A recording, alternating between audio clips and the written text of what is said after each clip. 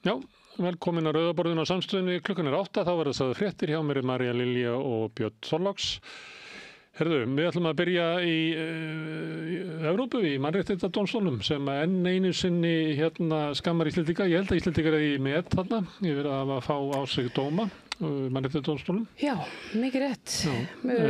Þetta er mál sem er svona, veit ekki hvað heitir íslensku, svona slow train coming. Þetta er búið að vera lengi á leiðinni, verið undirbúningur að því að safna saman konum sem að hafa lent í því eða orðið fyrir því að mál þeirra, kærur vegna kynferðislegt ofbeldis, daga upp í kerfinu þangað til að gerandi eða meinti gerandi. Já, málið er fínt. Þetta er sem sagt, já, það eru úrskurður í málum þessara 2 kvenna af 9 komu í dag. Þetta er vegferð sem að stígum og tófu fyrir 9 árum síðan og þar sem að hófst eitthvað svona söfnun í mál gegn Íslenska ríkinu fyrir brotaþola. Svona auglýst eftir því að konur myndi stíga fram. Já, auglýst eftir því og stígum og höfðu svona frumkvæðað þessu og stuttu konur gegn þetta. Það sem að kemur í ljós í þessum dómi í dag er náttúrulega bara að þær fengu rangláta málsmeðferð í rauninni frá Íslenska ríkinu. Málið væri eiginlega drepið með slóða. Já, bara skussaskap eiginlega, það má eiginlega segja það.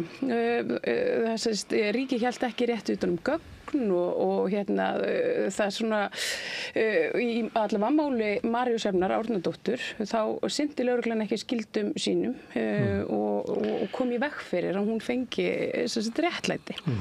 Og það er hort á það að brotaþolandinn, hann eigi rétt á réttlæti.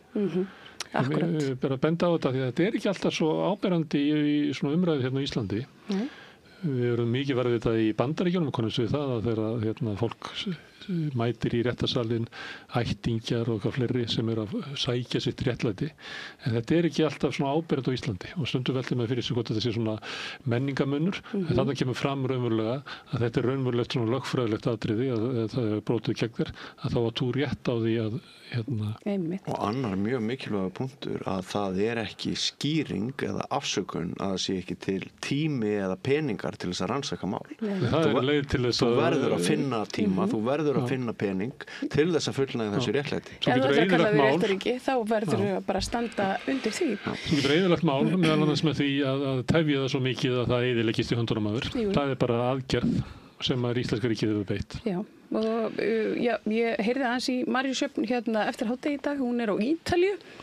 Hún var í miklu spennufalli og ætlar að reyna að ná taugakerfinu niður, sagði hún, og sem er náttúrulega búið að vera mjög þannig og meðan hún beið niðurstöðunar, en hún náttúrulega fagnar þessum dómi og henni finnst svona helst góð þessi viðurkenning á að fá viðurkenning á henni hafi verið brotið og svo þótti henni mjög vænt afsökunarbeiðni sem hún fékk frá lögreglustjóra. En svo var Þorbjörg Sigríður, dómsmálaráðherra, hún var nú í Kastljósinu. Við ætlum aðeins að sjá á undan viðtal sem þú tókst við Guðnýju S. Bjarnadóttur, stjórnarformann Vitundar samtaka gegn kynferðisofbeldi, þar sem varst ekki að fá hana til þess að leggja mat á þetta. Jú, bara svona hvað máli skipti þetta fyrir brotaþola? Guðný, segir mér, hvers vegna skiptir þetta máli fyrir þolendur? Þetta er auðvitað alltaf ákveðin viðurkenning og það er alveg ótrúlega mikilvægt að þolendur sé að fá þessa viðurkenningu í gegnum batteri eins og Mannréttindadómstól Evrópu af því að þarna er í raun og veru að vera að skamma íslenska réttarkerfið sem svo sannarlega þarf að gera. Og hvers vegna þarf að skamma það?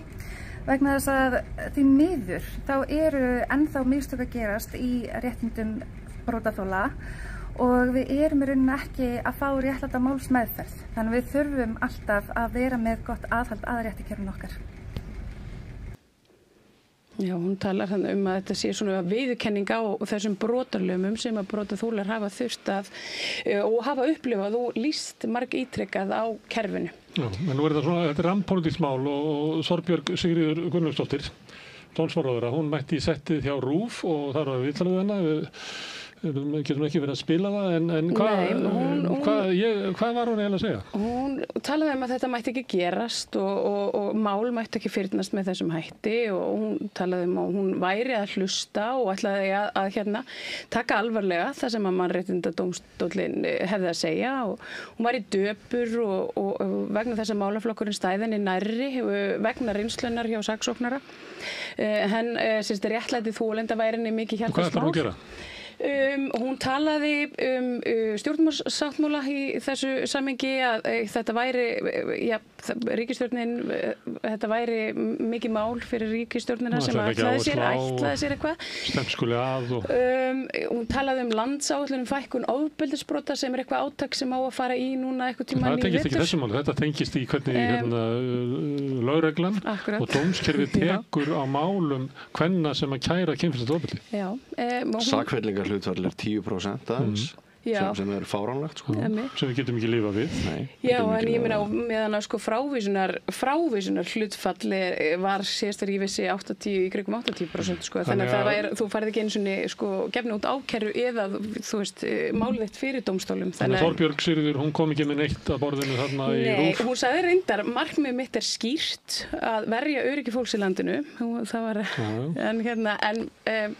það var ekki skýrar en svo að ég náði ekki nákvæmlega hvað það ég spyr svona kannski leiðilega en vegna þess að það kom fram hjá þér áðan að þetta eiginlega búið að vera 9 ára á leiðinni þannig að við gerum það kröfu til þess að dómsmálaráðherra komi þá með einhverja svona hugmyndur einhverja aðgerðir til þess að þetta gerist ekki. Já, maður hefði nú haldið að bara ríkisstjórn sem gefur sig út fyrir að vera bara sérstaklega umhugað málefni þolenda kynferðisofbeldis sé með eitthvað á teikniborðinu.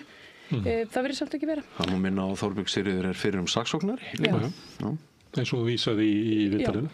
Herðu, það er svona flestum netmiðlunum þá var mest áberandi málflutningur í morðmáli sem að hefur verið, hvað hefur þetta, uppað verið að kalla tálbyttumál en nú eru allir að segja að þetta er ekki tálbyttumál, þetta er bara fjárgúnamál.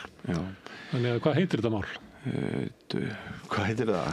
Það er ekki komið nafn á það. Já. Það var eitthvað verið að flakka til nafnið á því eins og þú segir. En það var núna, eiginkonan mætti eða ekkjan, gaf skýrslu. Gufunesmálið held ég að sé orðið sem ég var að leita af. Já, það náttúrulega breytti svolítið gangur mála í dag í réttarsölum. Ekkert okkar hefur haft tíma til þess að sitja í dómsal, en það vantar ekki fréttaflutningin, hann er alveg gríðalegur. Mér finnst hann stundum svona smá sirkus í kringum þetta. Nú, okkur? Já, sumt að því sem er það er svona verið að dæla út, skilur upplýsingum, en samfellan eða heildarmyndin, það er kannski færri eitthvað að reyna að túlka hana fyrir okkur. Við viljum öll náttúrulega vita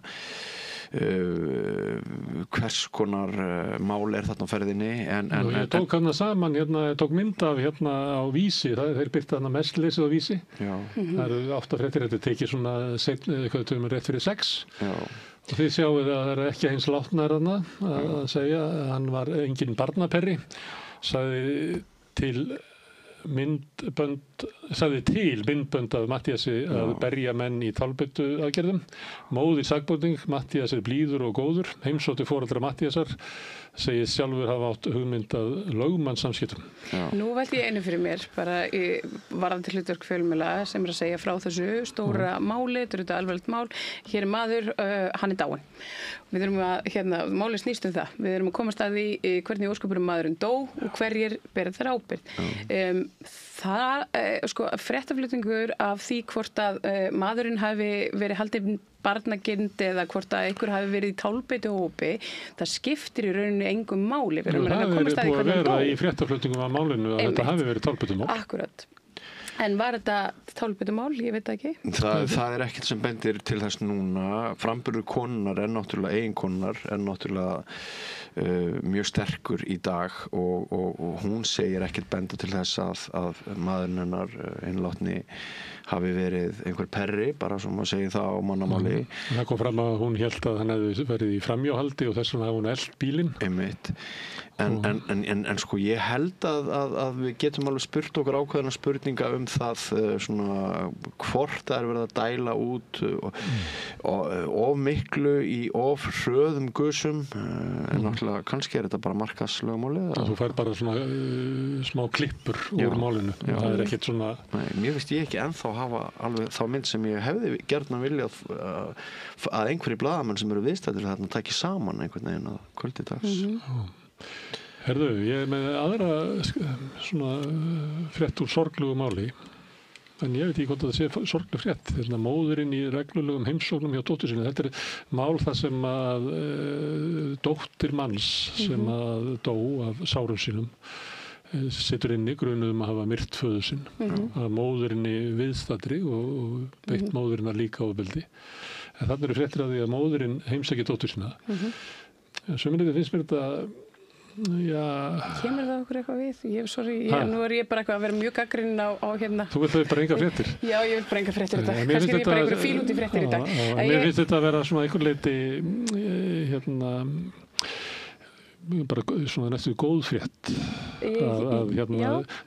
Sá sem að fremur hryllilegan verknað, hann er í miklum svona sálaráska og ekki gott að skilja hann eftir einan og móðurinn sem að náttúrulega þetta er dótturinnar að hún heimsækir hana og reynir að vera móður fyrir dóttur sína í þessum hörmulegum aðstæðum.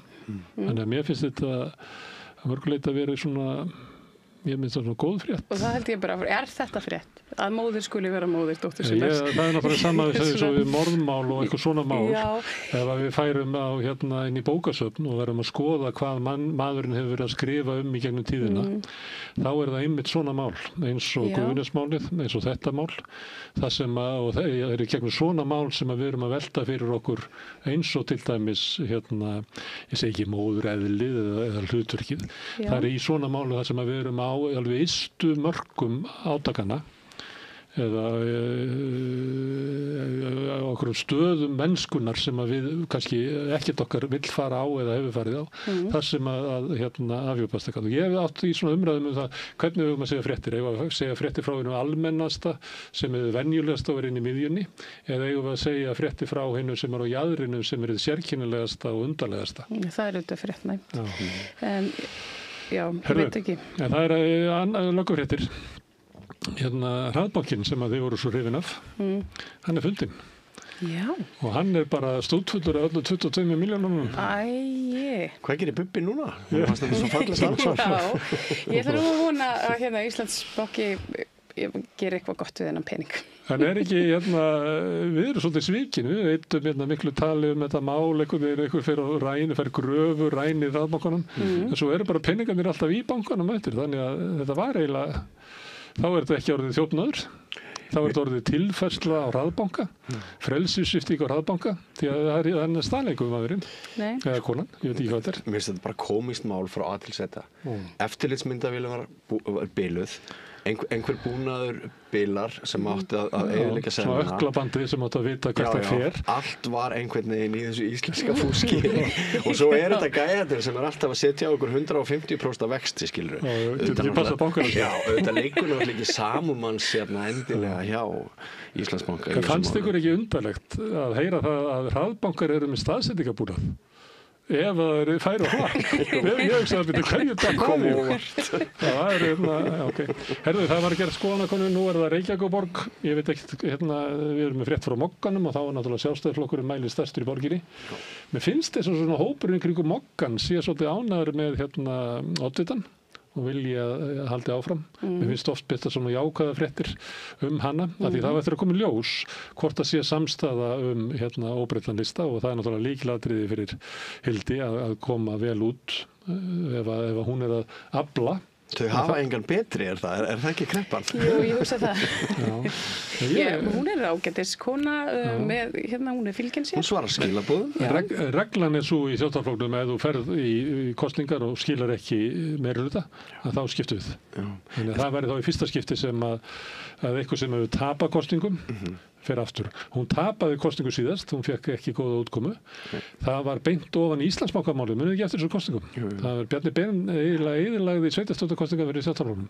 Við sögðu það hérna út allt land að við ætlum að fara að tala hvort það er að reisa brúna eða þú veist hvaða mál eru heitust í hverju byggðarlagi, en við þurftum að vera að svara fyrir Bjarni Ben og Íslandsbankamálið all kvöldið. Já.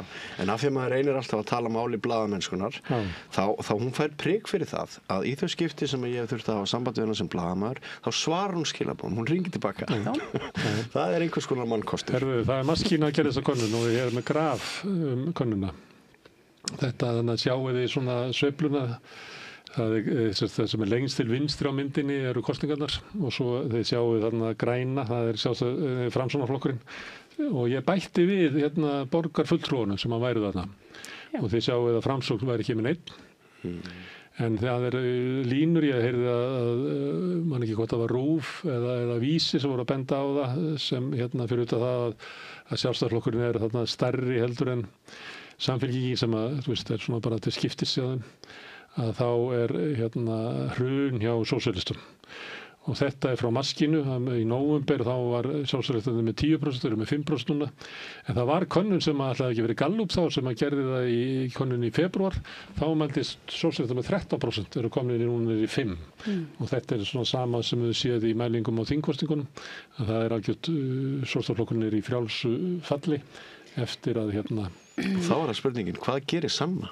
Já, hún er náttúrulega í rosalegu manda, hún var mjög vinsæll borgarfulltrúi og er í mjög góðri stöðu en einhvern veginn leysist flokkurinn upp í kringum hana. Já, mikið vinsæll þvertaflokk, Sanna þvertaflokka. Þarf hún ekki að fara að taka til máls ekki mikið seinna en strax og upplýsa Sumir vilja segja það. Það er bara korter í þessar sveitarstjórnarkosningar. Nei, það eru nokkur korter í það. Ég myndi segja svona kannski í október ef það væri komið. Ef við tökum bara svona dæmi að því hvenær allar Sjálfstæðisflokkurinn að fara í sitt prókjör. Ég held að það sé svona í október, nóvember. Ég held að það sé tímamörkin sem er að það. En ég ætlaði að benda á í sambandi við þetta graf, ef við fengjum það aftur, að það er eitt flokkur sem er á siglingu og það er Viðreisn sem er bara með einn borgarfulltrúa núna, fengið 3 samkvæmt þessu. Borgarstjórnar meiri hlutin hann er fallinn, er með 11 þingmenn. Og það eru þá hérna 12 þingmenn sem að gætu myndað meirihluta móti sem að væri þá samsettur á Sjálfstæðisflokki, Viðreisn og Miðflokknum. Kannski óleiklegur. Ef Viðreisn er eitthvað að toppa núna og ef þeim er að vaksa ásmegin þá kann einskýringin að vera svo sem ég heyri hjá ungu fólki að Viðreisnar ungir pólitíkusar, þeir eru að ringja í annað ungt fólk, vilt ekki koma á fund. Það er svona virk grassrót að ná í fólk hjá ungliðanum innan Viðreisnar. Þau var auðvitað talaði líka fyrir svona að bæta geðheilbrigðismál fyrir ungt fólk og svona aðgengi þeirra inn í ýmsu þjónustu. Og hafði ekki tekið eftir eiginlega allt ungt fólk vill fara í ESB sem maður hittir. Rosalega margt. Ég veit ekki, ég hef ekki rætt þetta reyndar við minn ungling. Mér finnst vera mjög mikið lági hjá ungu fólki á ESB. Og þau tengja það sko húsnæðis krísunni sem þau eru í.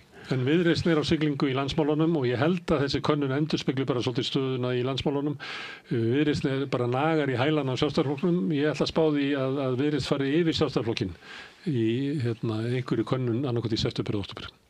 Herðu, það er nú alltaf að vera til Gaza með svolítið krókaleiðum. Þetta er El País sem er stærsta blaðið á Spáni. Þetta er svona, fyrirsögnin er hann segir, þetta er maður sem heitir Nasser, hann segir, skerið að mér fótinn, ég þoli ekki þennan sársauka. Og þetta dregur svolítið athygli á bakvið þá sem er að deyja í árásunum. Það eru fólk sem er særist og það er flutt. Þið sjáu þetta bara í einhverju tjaldi og læknirinn sem er yfir honum, hann hefur engin tæki til þess að hjálpa þessu manni. Nei. Og hann getur ekki tekið á hennu fótinn og það líklega er ekki til líf. Þannig að ástandið þarna á Gaza er algjör hryllingur. Og það sem er kannski skelfilegast við allt saman eru að það eru börn í þessari stöðu. Og það er kannski það sem að setja mann, svona lætur manni líða verst með þetta allt saman er að vita af því að eins hryllilegt og er að horfa á þennan mann í þessari aðstöðu þá vitum við að það eru börn þarna út allt. Í þessu saman. Já, sem eru í sömu stöðu.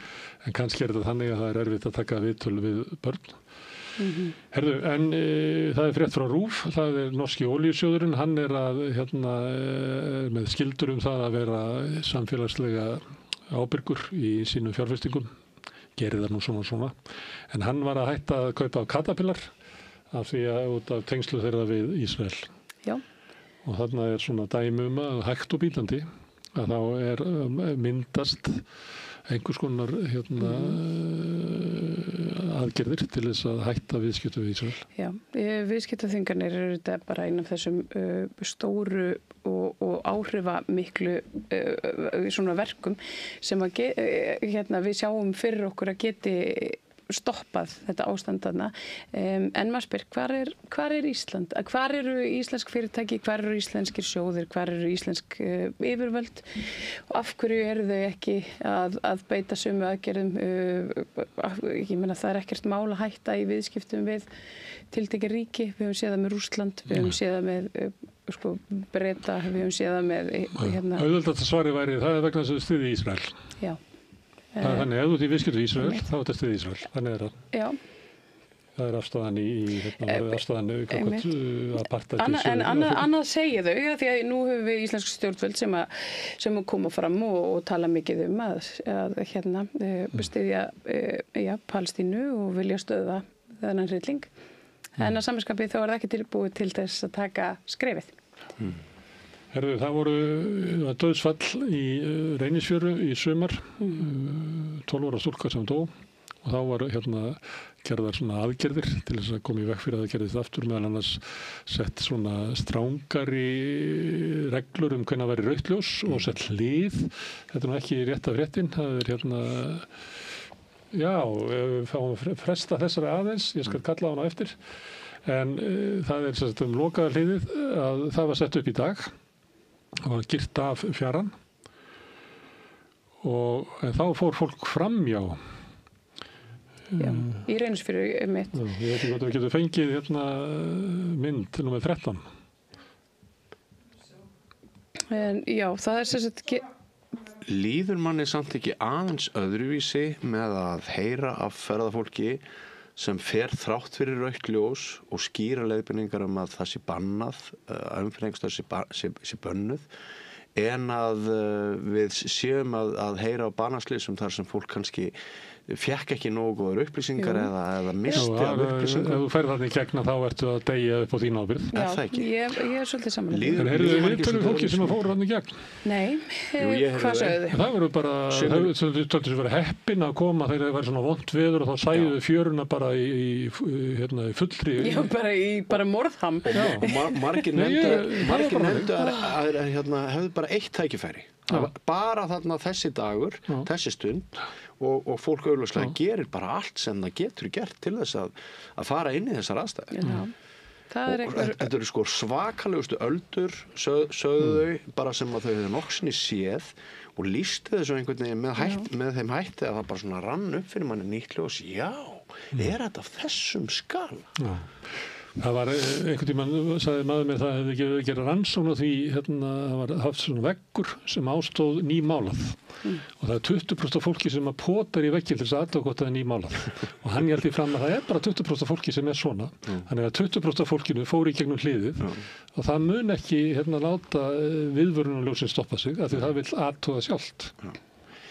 En með því það líka búið að fyrirgera ákveðnum rétti til bóta og annars slíks, þannig að þetta hreinlegra eftir þessar úrbætur og aðgerðir sem hafa verið gerðar. Herðu, en ef við höldum áfram, þá var brjálaveður á Suðurlandi og það fór fjárhús sem var rifið, sjórinn reif út og haf út.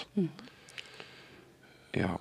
Það verður nú ekki mynda því hér, það nú bara frétt af því. Nei, bara mynda hafi úti. Ég bara benda á að það var algjörlega brjálaveður og það verður ennu frétt af veðurhaminn sem var frá Morgunblaðinu, það vegur á kafi, tugur ferðamanna komið til hjálpar. Þetta maður gæti haldið þetta væri sjórinn að ganga land, þetta að Fjallabaki. Það var svo brjálaveður að það var meiri sko flóð í ánum. Já. Herðu, þá ef við ættum fara yfir í viðskiptablaði sem að ég fór línuvilt þarna sem þá númer. Þetta úr viðskiptablaðinu. Viðskiptaráðið með 18 tillögur atvinnustöðu ríkisins. Ríkisstjórnin ætlar að leggja nýja atvinnustefnu. Kristóf Frostadóttir hefur lagt svolítið mikla áherslu á þetta og viðskiptaráð hefur verið svarað þessu. Af því við höfum svolítið verið að tala það hver stjórnar Íslandi og svona og það var oft komið fram að tillögur viðskiptaráðs ná yfirleitt fram að ganga. Já. Það fór ég og skoðaði hverjar þessar tillögur væru til þess að við getum svona fylgst með því hvort að þetta myndi detta inn í stefnu ríkisstjórnarinnar. Og það sem að viðskiptaráð vill að hið opinbera hætti hefðbundnum atvinnurekstri sem að þýðir það selji Landsbankann, selji RÚV, selji ÁTVR, tilgreina ekki Landsvirkjun en líklega myndi það fljóta með. Þau vilja afnema sértæka skatta á einstakar atvinnugreinar, fækka undanþágum, leggja þá afnema bankaskattin, vilja ekki gistináttaskatt og ekkert innviðagjald á byggingar. Þau vilja fella niður alla innflutnings- og tollkvóta. Þau vilja að starfsleyfiskerfi verði tekið upp í sambandi við veðmál, eins og lottóið og fleira þá, og áfengis- og veðmálauglýsingar leyfðar samleiða í fjölmiðlum. Þeir vilja hætta allri endurgreiðslu til kvikmynda gerðar. Það ekki að leggja niður kvikmyndasjóð, þeir ekki með það heldur þetta með endurgreiðsluna sem að meðal annars Hollywood fyrirtæki hafa sótt upp. Þeir vilja hætta að veita ykkur stoppframlaga og niðurgreiddar lána í HMS sem til þess að tryggja svona eitthvað húsnæðisöryggi milli þeirra sem eru svona tekjulægri. Þeir vilja afnema skaðlega annmarka á skattkerfinu og hvað þeir vera skaðlega annmarka. Þeir vilja breyta skattlagningu á fjárfestingar í hlutdeildarskiptunum sem að hjálpar fólki og fjárfestum að fjárfesta í hlutabrifum. Þeir vilja afnema stimpilgjald í fasteignaviðskiptum. Þeir vilja breyta skattlagningu á fjármagnstekjum. Þannig að skattstofninn taki aðeins mið af raunvöxtum fjármagns en ekki nafnávöxtum líkt og að nú 22% fjármagnstekjuskattur ef það væri tekið, það væri eins og að lækka skatti niður í svona 15%. Þeir vilja tryggja að fyrirtæki hafi aðgang á orku. Ekki heimilin eins og við höfum svolítið verið að tala um, en svo sem eru bent á að hefðbundin fyrirtæki eiga að hafa tryggða orku. Þeir vilja auka skilvirkni eftirlits og þeir vilja gera það með því að útvista til einkaríkina skoðunaraðila. Kannski ekki eins og var gert í Bandaríkjunum, en ekki því að Bónus, að það var hægt að hafa eftirlit með þeim og Bónus bátti að sjá sig sjálft. Þeir vilja hætta að gullhúða EES-regluverkið og afhúða það, ég nefnir ekki að fara út í þetta. Þeir verða liðka fyrir samruna fyrirtækja og það svolítið yfir áherslan á það að íslenskur atvinnuvegur hefur ekki trú á, eða íslenski fyrirtæki hafa ekki trú á samkeppni. Þeir vilja að aukin samþjöppun og stærðarhagkvæmni leiði til lækkunar verðs. Við erum alltaf að bíða eftir því að það gerist. Nema er það ríkið. Samkeppni gæti orðið vesen. Þeir vilja afnema jafnlaunavottorð, afnema sérrétti til opinberra starfsmanna, draga úr rétti til launafólks. Þeir vilja að ríkið hætti ákveðnum verkefnum eins og jöfnunarsjóði sveitarfélaga, leggja niðurgreiðslu á rafbílum og vaxtabótakerfið. Þeir vilja leggja það af. Hætta að veita ykkur hlutdeildarlána, þess að komið áður. Auka aðkomu einkaaðila að innviðauppbyggingu. Þeir vilja fleiri eins og tekið dæmi hér af Halla Gunnarsdóttir bent á það. Það myndi kosta almenning helmingi meira að láta einkaaðila sjá Ölfus á brú heldur en við myndum bara gera þetta sjálf. Þeir vilja takmarka útgjaldavöxt í almannatryggingakerfinu sem líklega bara fækka öryrkjum eða flytja á landi, ég veit ekki hvað er að gera. Og þeir vilja taka upp samrætt próf á grunnskólastígi sem var svolítið skrítið þarna í atvinnustefnu, en alltaf ég vildi bara gefa ykkur svona tónið frá viðskiptaráði. Þetta hljómar eins og partí bara. Ég sammála einnig með stimpilgjaldið, en það mjög fyndið að Bjarni, ég held að Bjarni Ben talaði fyrir afnám og fleiri þessar stimpilgjalds alla götu frá 2012 minnum mig, en þeir hafa ekki hrundið því. Nei, hann náði því ekki. Þótt hann verið alltaf í ráðuneytinu, hann náði þessu ekki. Það var alltaf eitthvað annað sem að Herðu, hér frétt frá Bretlandi sem að fjallar reyndar Þýskaland. Það Þeir ætla að hætta að veita hælisleitendum lögfræði aðstoð eins og Íslendingar hafa einhver liti gert. Já, þetta svona í takti við það sem við verðum að sjá frá Þýskalandi. Friedrich Merz kanslari, hann hefur talað svolítið inn í svona harðlínustefnu í garð útlendinga og hann talar þetta að velferðarkerfið sé komið að einhverjum þolmörkum og það sé, þýska ríki sé bara ekki fjárhagslega sjálfbært, segir hann, þó að allar tölur bendi vist til annars, en hann ætlar að fara bara í þetta að svipta fólk réttindum sínum og þetta auðvitað bara í takt við það sem að Trump hefur verið að gera. Hann hefur gengið lengra, hann hefur vill fella í burtu það að innflytjendur sem á Ísu landi hafi rétt á að leggja mál sitt fyrir dóm. Já, þeir fá bara ekki að njóta vafans lengur. Þetta er marinda rétturinn. Já, þetta bara en þetta er auðvitað ágefni, mann finnst, ég veit ekki, mann finnst svolítið óþægilegt þegar þetta er svona óþægilega nálagt þegar þetta er Þýskalandskanslari sem tala með þessum hætti. En hann segir, vísir hefur eftir honum, Merz kanslara, þýska velferðaríkið stendur ekki lengur undir sér. Akkurat, og hann vil meina það aukið aðhald í ríkisrekstri, það þýði þetta það verður aukin hernaðarútgjöld líka. Já, það er allt annað mál þegar kemur að þessu þá verður ef einhver útgjöld til hernaðar, þá verður að draga saman annars þar og þá leggur þú af velferðaríkið, ekki? Jú, það er bara það sem við erum að gera. Ég verð að segja nokkur ár að þessi krafa NATO aukin hernaðarútgjöld mun brjóta niður velferðaríkið í Evrópu.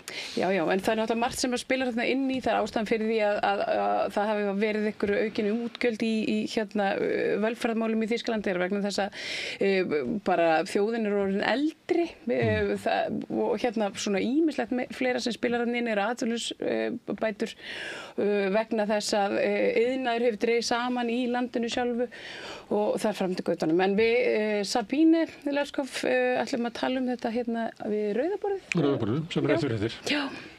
Herðu, það er Trump, hann vill að Evrópa hætti að setja reglur á starfsemi stóru tæknifyrirtækina.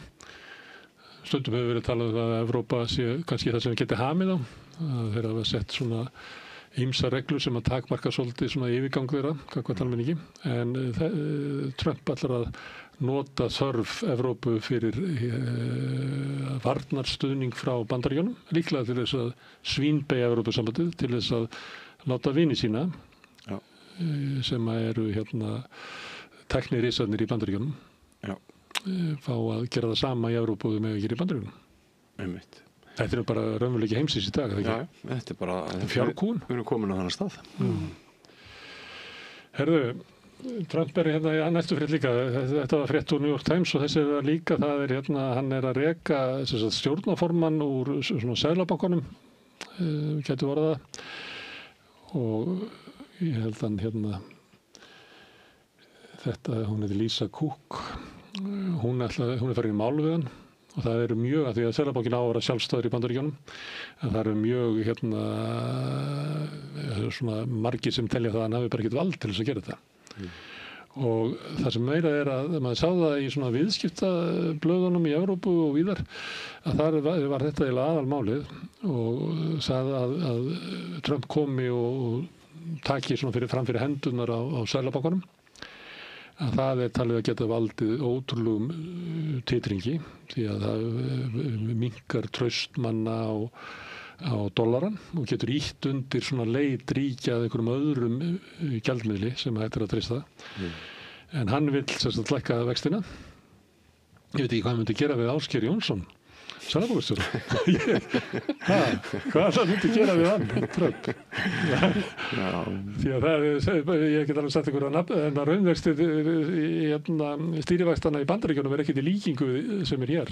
En hann vill lækka vextina vegna þess að hann segir að vextirnir ýti undir verðbólgu. Eins og svo sem verið sagt hérna. Herðu, ég veit ekki hvað þetta sé, þetta er dómsmál, munið eftir Lamberarmálinu, þar sem Ásmundur Einar Daðason, fjölskylda hans, það eru deilu þarna. Já, var þetta ekki lóðamál? Lóðamál. Já. Fjölskyldumál. Anstæðingar hans bjuggu til podcast sem heit Lömbin þagna. Lömbin mun ekki þagna. Anstæðingar hans en samt í fjölskyldunni. Já, þetta var svona fjölskylduharmleikur. Ættarharmleikur. Og maður náði aldrei utan þetta mál, maður skildi aldrei út hvað gekk og svo ég tali fyrir mig, mér kemur það ekki alveg óvart hver málalókin það hafi bara hendið þessu út. Ég segi það sama, ég lustaði á eitthvað 2 þætti þess og ég náði bara ekki utan hvað ásakanina voru. Og það lá í loftinu sko hjá sumum hvort þetta var einhver pólitísk atlaga að honum sko. Ég held að hann hafi tapað mikið af þessu. Já. Kannski ekki ástæða fyrir að fjalla þingi en hann misti svolítið flugið. Þetta. Og maður sér ekki fyrir sér sameiginlegar fermingaveislu sko þótt það hafi ekki orðið önnur málalok. Svo það oft þannig þegar það eitthvað svona læti í gangi að þá verður stemmingi svona, eitthvað svona vesen í kringum að Ásmund og svona. Við reyndum báðir með mikla reynslu í blaðamennsku að reyna átt okkur á þessu máli, náðum við ekki alveg. En samt einhvern veginn svona hekk þetta í kringum kostningabarátuna og Ásmundur Einar. Já, hann ekki fjölskyldu drama? Þeirri spurningu verður sennilega aldrei svarað hvort þetta var smirkampæn eða eitthvað annað. En spurningi lifir. En ég vona að þessi fjölskylda fái bara einhvern veginn sættir fyrir næstu fermingar. Óskum við allsins besta. Það getur verið sniðugt þegar það eru svona leiðindi í fjölskyldum að bara næsta kynslóð taka yfir. Gamla kynslóð þarf ekki alltaf að reyna að halda fjölskyldunni saman. Láti bara næstu kynslóð halda fjölskyldunni saman. Það getur alltaf þessi sjónið. Ókeypis svona ráð við haldum áfram það svona aðstoðamenn það frétt að aðstoðamaður borgarstjóra verður aðstoðamaður menntamálaráðherra kannski núna því að þetta samfylkingarmaður sem að fara að aðstoða Guðmund Inga barnamálaráðherra hann ekki barnamálaráðherra, menntamálaráðherra Svona erði titillinn af Ásmund Einari. Þetta frétt fyrir margra hlutasækir. Fyrsta lagi þá sá sem að færa sig yfir, hann Ágúst, hann nú bara nýkominn í starf til Reykjavíkurborgar og hann svo volgur í því, hann var ekki einu sem búin að skrifa undir ráðningarsamning, þannig að við þurfum allavega ekki að borga honum biðlaun, við vitum það. Það ágætt. Að hann fara á milli flokka líka fréttnæmt. En skemmtilegast var náttúrulega bara að lesa Moggann í dag og Staksteinina og hvernig þeir apeshittuðu sem að sletti einhverjum dularfulli teóríu. Ok, leið mér ekki var hún ESB? Nei. Þennan flutning sko. Þetta væri samfylkingin öfulega búin að taka flokk fólksins svo gott sem yfir frakka á vanhæfan ráðherra. Þeir hafa ekki átt að segja á ESB-tengingunni því að hann auðvitað í stjórn Evrópusamtakana. Nei, þeir náðu því ekki. Nei. En það verður kannski morgun. Þeirra saga svo að það sé svo mikið vesið með þennan vanhæfa barnamálaráðherra að samfylkingin hafi sett það sem skilyrði við áframhaldandi stjórnarþátttöku að þeir myndu setja bara sinn mann raunverulega sem á þarlegandi sé Ágúst Ólafur raunverulegu menntamálaráðherra, ekki? Jú. Þetta svona ekta Mogga hann var auðvitað, hann lögfesti barnasáttmálann og hann auðvitað veit alveg hvað hann er að gera ekki það, þú segir vanhæfan ráðherra, það vegna þess að hann segir mér finnst? Nei, hann bara kvótað í Moggann sko. Ég meina það var það skýringin? Ég held að Mogginn sjáu það hvernig fyrir sér það hefur alltaf verið tónn í kringum svona þessa valdaklíku Sjálfstæðisflokksins að þeir séu réttbornir til valda og aðrir sem að koma og setjast í valdastóla að þetta er svona skili lyklunum stemmingin. Þetta er okkar hús og hvað er þú að gera í mínum stól? Já, ég held að og verður hjákallara eftir því sem fylgið að vistnar meir og meir sko. Já. Maður náttúrulega skildi, maður hafði einhvern skilning á þessari hugsun þegar þeir voru bara með annað atkvæði í landinu. En það er ansi langt síðan það var. Herðu, það er ríkisstjórn að falla í Frakklandi. Þetta er nú hjákallu fyrirsögn. Þetta er það að veðbankar segja að 89% líkur á því að ríkisstjórn François Barrot muni fjalla. 80. Og í sjálfum sér er þetta ekkert merkilegt. Það gerðist núna í forsetakosningunum að því að Macron í síðan þingkosningunum sem koma eftir, þá nær hann ekki meirihluta. Oftast er það þannig að það er fyrst kosið forseti, svo stuttu seinna eru þingkosningar og þá er einhvern veginn stemmingin í Frakklandi að gefa viðkomandi forseta gott þing svo hann geti unnið að sinni stefnu. Macron erfir þessar 2 þing sem hann er ekki með meirihluta langt því svo. Og þannig að það er alltaf verið að testa saman einhverju ríkisstjórnum og alltaf möguleiki á því að verði vantraust og fleira. Þannig að ég held að þetta sé bara stjórnarkreppa sem að hefur verið í Frakklandi að hún mun bara dýpka og halda áfram. Það er eiginlega niðurstaðan. Herðu, við höfum verið að fylgjast með norsku kosningunum. Ég ætla að koma með alveg rosalega asnalegt innlegg inn í þær núna. Þetta teikning út úr VG sem svona síðdegisblaður. Það var mikil fyrirmynd af DVF á svona tíma, það var svona lukkað eins. Þarna eru hægri flokkarnir hérna við gluggan og þeir segja eitthvað svona að þetta getur orðið svona hættu trekantur sem líklega svona merki sem sett svona við bíla og eitthvað svona og trekantur, þá þetta orðið svona stakkur ég að sýna ykkur þetta minnir mig á Sigmund fyrir svona 30 árum þar sem var alltaf sko Framsóna Matti, maður var alltaf upp í rúmi hjá Sjálfstæðisflokknum og þú veist, ég bara, við svo gaman að fremdir okkar normin að við svona tekist að viðhalda þessum húmor. Já, ég svolítið að lesa þetta í myndmæli, af hverju þessi ruslakönna þarna? Við hliðina? Nei, þetta hann ekki náinn á þing, þetta Græningjaflokkurinn. Sem þarna í fyrirbörakassa. Nú hann já. Hinnir þau sem eru við hliðina á verkamannaflokknum oddvitar Rautt sem virðist vera að sækja á svolítið í kosningabaráttunni og sósíalíski vinstri flokkurinn sem svona heldur að dala í en eins og ég hef bent á undanfarna fréttatíma þá flest sem bendið til þess að þessi ríkisstjórn muni halda. Herðu, hvað erum við með næst? Nú hefur við einhvern veginn eitt í út. Já, herðu, þetta Vanda sig. Þetta við bjögum til þátt eftir PISA-könnunina í fyrra það að alvarlegasta fréttin úr PISA væri ekki að íslensk börn væru ólæs. Heldur væri hún frekar þau að mig minnir að þau mælist fjórðu neðst í samkennd í þessum Evrópulöndum og mér fannst þessi og ég gerði þátt þetta í fyrra og kallaði til einhverja sérfræðinga og mér fannst þessi staðreynd fá furðu litla athygli miðað við í rauninni hvað þetta eru skuggaleg skilaboð. Þannig að ég bara styð Vöndu í því að hún núna að taka upp þessa umræðu að það eitthvað sem að fara úrskeiðis í uppeldinu á heimilunum, held ég. En nú ætlaði María líklega að segja samkennd svo ofmetin eða eitthvað? Já, ég ætla að segja saman lúalega brandarinn og ég sagði ykkur áðan að samkenndarlausu börnin megi nú heita snjókaldur sem var önnur frétt á RÚV þar sem mannanafna nefnd sem snjóköld og svona samkenndarlaus börn, það eitthvað svona, þetta fór svo vel saman. Þetta, Bjössi að segja að við ættum að taka þetta alvarlega. Já, mjög. Þetta miklu alvarlegri niðurstaða heldur en hvort einhverjir árgangur eru aðeins verri eða betri í lestri og starffræði. Þú ert ekki vel læst börn sem hafa enga samkennd? Nei, það kallast siðblendingar. En hins vegar annað sem kemur fram í þessum könnunum að íslensku börnum líður betur í skólunum heldur en flestum öðrum. Já, það það sem það áhugavert. Þó jákvætt. En það ekki vegna þess að En stundum sko, til dæmis að því ég var með viðtal við skólastjóra Haga skóla í gær, þar eru börnin hans glaðari, skólabörnin í Hagaskóla, þau eru glaðari heldur en önnur börn, en þau hafa líka meiri áhyggjur af eigin námsframvindu.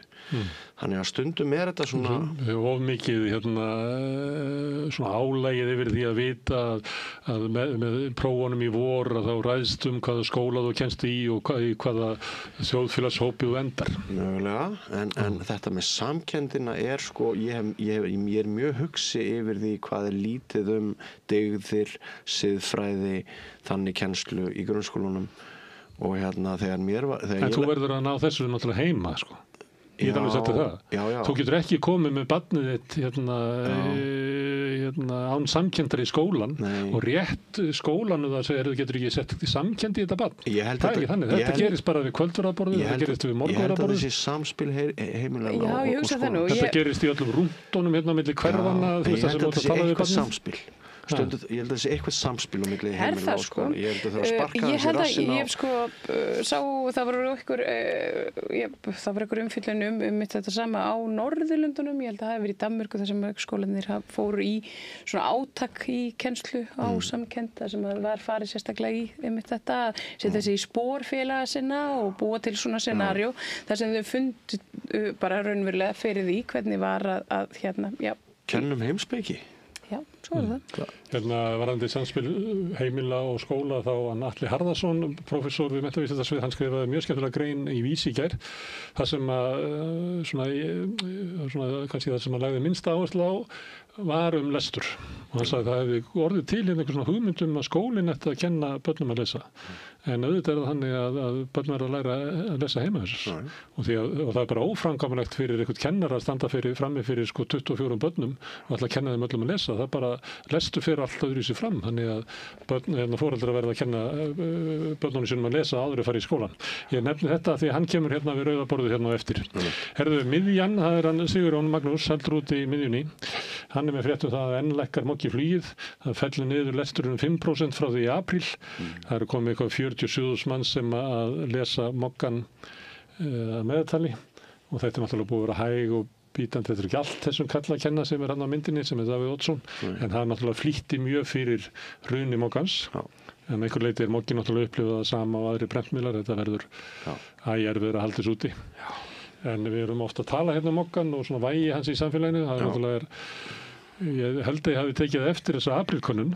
Þá nefndi ég hérna að ég var á Pressunni í gamla daga, ég veit ekki hvað þau muni eftir henni.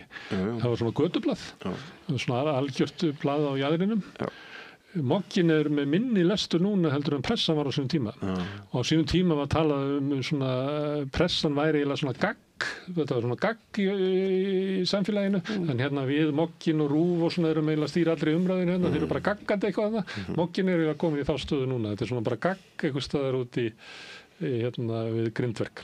Herðu, við verum með skemmtilegustu fyrirsögnina, endum á henni. Þetta er Heimildinni, þeir voru með svona tekjublað, voru að tala við ríkasta fólk á landinu. Hann er kona sem segir að leyndamálið að ríkidæmi líklega sé að giftast vel. Gæta þess hverju maður kynnist. Þetta er hressandi. Já, þetta er nú aldrei fallegt. Hún segir þetta, bara passa upp á hverjum þú kynnist og hverjum þú giftist. Þetta veldur alltaf rétt af fólkinu. Hún var svo heppin að giftast ríkum kalli. Já, Árna Vilhjálmssoni, prófessor í viðskiptafræði Háskóla Íslands. Sem að eiginlega, má segja að Davíð Oddsson hafi svolítið ítt undir ríkidæmi hans því að hann hérna auðgaði svolítið á Grandi var búin til. Það var stjórnarformaður þar eða ekki, er þetta ekki sá? Jú. En þetta er næstu fyrir svo líkillinn af ríkidæmi er að fæðist inn í rétti fjölskyldu. Já, en ég meina það er engu logi. Herðu, þetta eru fréttinnar, María og Björn, kæra þakkir. Ég bendi á að hérna rétt handa við hornið er rauðaborðið. Bendi á að þið sem eru að horfa á okkur á Facebook og YouTube, þið verða að finna nýjan þráð þar sem rauðaborðið byrjar. Það er stútfullur þáttur af skemmtilegu efni, hvernig ykkur þess að gera það. En annars segi ég bara takk fyrir, ég kem aftur hérna eftir augnablik. Samlokubrauð, maltbrauð, tékkneskt-brauð, súrdeigsbrauð, brauð ársins, Bernhöfts bakari, íslenskt handverk síðan 1834.